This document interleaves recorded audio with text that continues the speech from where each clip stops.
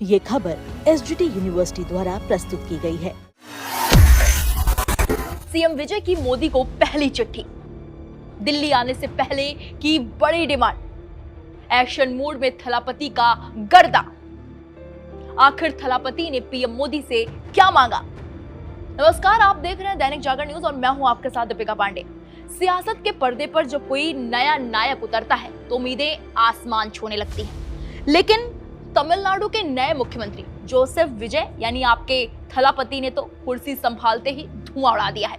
शराब की दुकानें बंद करने और महिलाओं के खाते में पैसे भेजने के बाद अब विजय ने सीधे देश की राजधानी दिल्ली की ओर रुख कर लिया है। लेकिन रुकिए, विजय दिल्ली पहुंचे नहीं है, अभी उनका दौरा होने वाला है।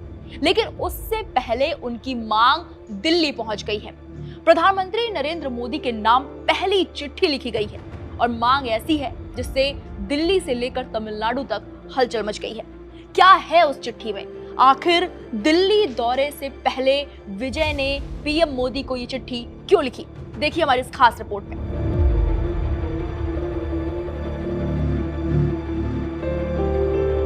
तमिलनाडु की सत्ता पर बैठते ही थलापति विजय फुल एक्शन मोड में है।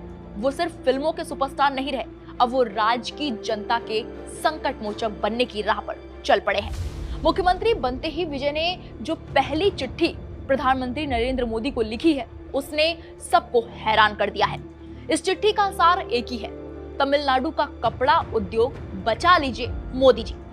दरअसल तमिलनाडु की जान बसती है उसके कपड़ा उद्योग में, लेकिन आज ये उद्योग खतरे में है।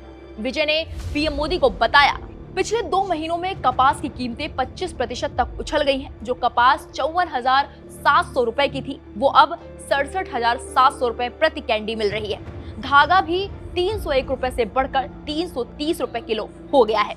अब आप सोच रहे होंगे कि आम आदमी को इससे क्या लेना देना, तो समझिए, तमिलनाडु भारत का सबसे बड़ा कपड़ा निर्यातक है और इस काम में सबसे ज्यादा लगी हैं गांव और छोटे शहरों की महिलाएं।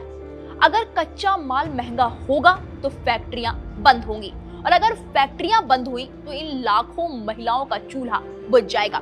इसलिए विजय ने अपनी चिट्ठी में साफ लिखा है, ये संकट गंभीर है। विजय की मांग एकदम क्लियर है, विदेशों से आने वाले कपास पर जो 11% का आयात शुल्क यानी कि इंपोर्ट ड्यूटी लगती है, उसे घटाकर सीधे 0 यानी कि 0% कर दिया जाए। उनका तर्क है कि जब देश में कपास कम है तो बाहर से सस्ता कपास आने दीजिए, ताकि हमारे बुनकरों और मजदूरों की रोजी रोटी सलामत रहे। राजनीति के जानकार इसे विजय का मास्टर स्ट्रोक मान रहे हैं। एक तरफ वो